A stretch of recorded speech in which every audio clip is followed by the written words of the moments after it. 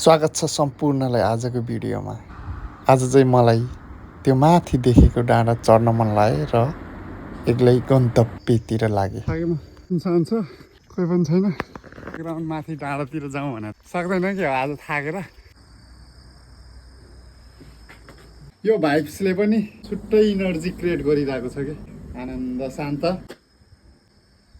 साह्रो परिस्थितिहरूको सामना गर्दा गर्दा थाकेर अनि नेचरले चाहिँ त धेरै थाकिस् हिल गर भनेर पठाएको जस्तो के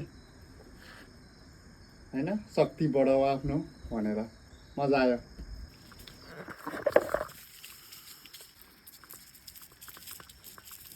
एक दुईजना फाटा फुट्टा आउँछ कि मान्छे पनि हैन, तर एक्लै के हाइकिङ गर्दै घुम्दै आउने कि।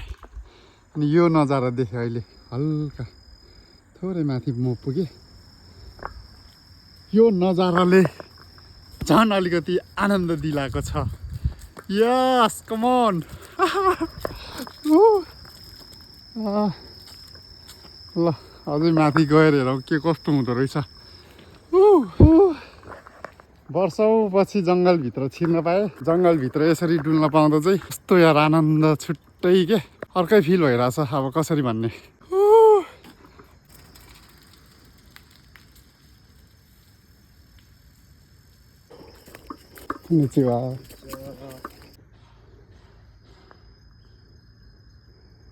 जे छ पढ्नु मन छ भने तपाईँहरूलाई पज गरेर पढ्नु होला। ठ्याक्कै म चाहिँ यो गल्लीको बाटोबाट अब हल्का मेन बाटो छिर्यो। यो भ्यू यो आमा अब यहाँदेखि माथि हो। फाइनली माथिको भाग आइपुग्यो। अनि तलको भ्यूहरू यहाँबाट अलिअलि मजाले देख्न थाल्यो।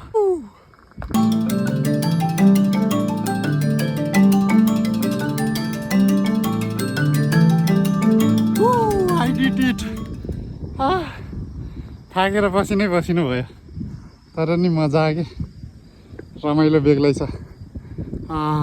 पानी चाहिँ खानु मन लाग्यो मलाई। पानी चाहिँ खान्छु।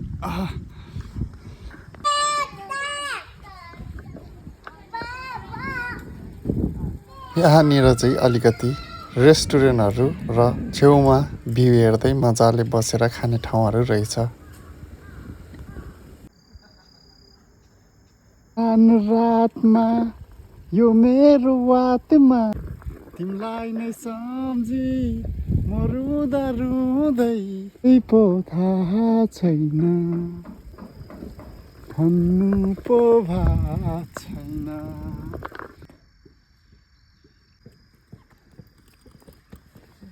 konnichiwa।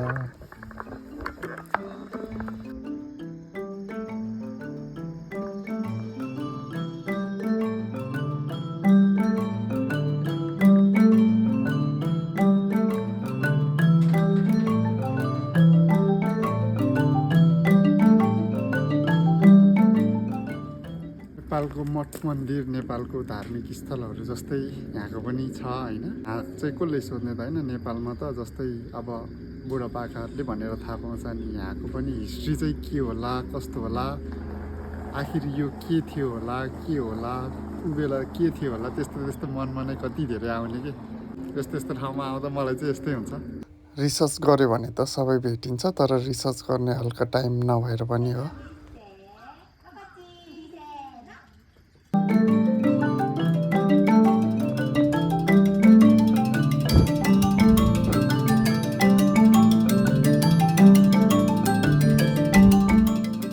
धर्म संस्कृतिको हिसाबले आफ्नो परम्परागत चालचलन, आफ्नो कल्चरहरूलाई कसरी जोगाउनु पर्छ यहाँको मान्छेहरूलाई चाहिँ सिकाइराख्नु पर्दैन रहेछ कि। उनीहरूले चाहिँ धेरै नै आफैले नि सिक्ने अनि आउने पिँढीहरूलाई नि त्यस्तै तरिकाले सिकाइराख्नु हुँदो रहेछ कि।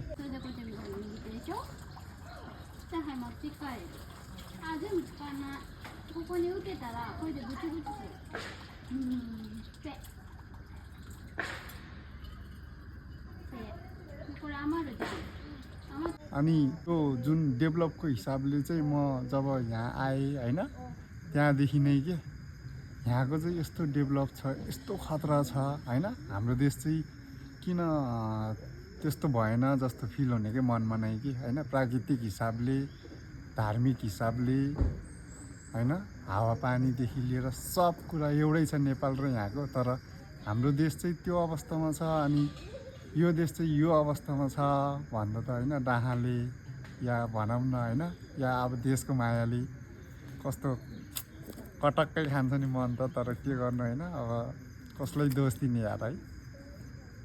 सोच्दा सोच्दा कहिलेकाहीँ एउटै हुन्छ होइन, आगोदेखि सोचेको अहिलेसम्म सोचेको छु म गर्न के सकिन्छ र होइन। तर जुन तरिकाको यहाँको उनीहरूको संस्कार संस्कृतिदेखि लिएर अरू अरू चिजहरू डेभलपको चिजहरूदेखि लिएर रेस्पेक्टको कुराहरू लिएर होइन, त्यो कुराहरूदेखि नि मैले कसम यार सलाम ठोक्न मन लाग्छ कि। अब सिक्नुपर्ने हो होइन, नेपालीहरूले कति धेरै छ यहाँ होइन, तर सिक्दैन के, सिक्नै खोज्दैन। कसरी सिक्छ होइन, लुट्न चोर्न ढार्न, अरूलाई ठग्न, अरूलाई फसाउन, यस्तो हो यहाँ उस्तो हो भनेर डर देखाउन त्रास देखाउन भन्दा केही जानेको छैन रहेछ यहाँ बस्ने नेपालीहरूले, पुरानो नेपालीहरूले। मैले त केही पनि देखेन कसम। त्यो देखेर चाहिँ मलाई एकदम यहाँ बस्ने नेपालीहरू देखेर चाहिँ लास्ट दुःख लाग्यो कि। सबैभन्दा ठुलो कुरा चाहिँ त्यो दुःख लाग्यो कि मलाई। त्यही हो, तर के गर्नु त होइन।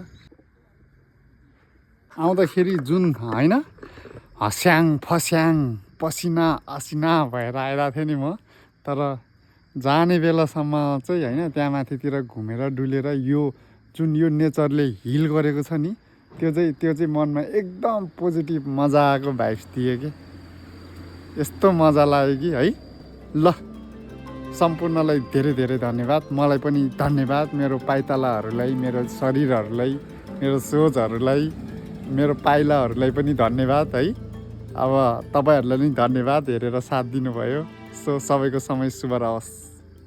बाई बाई, अर्को भिडियोमा भेटौँला।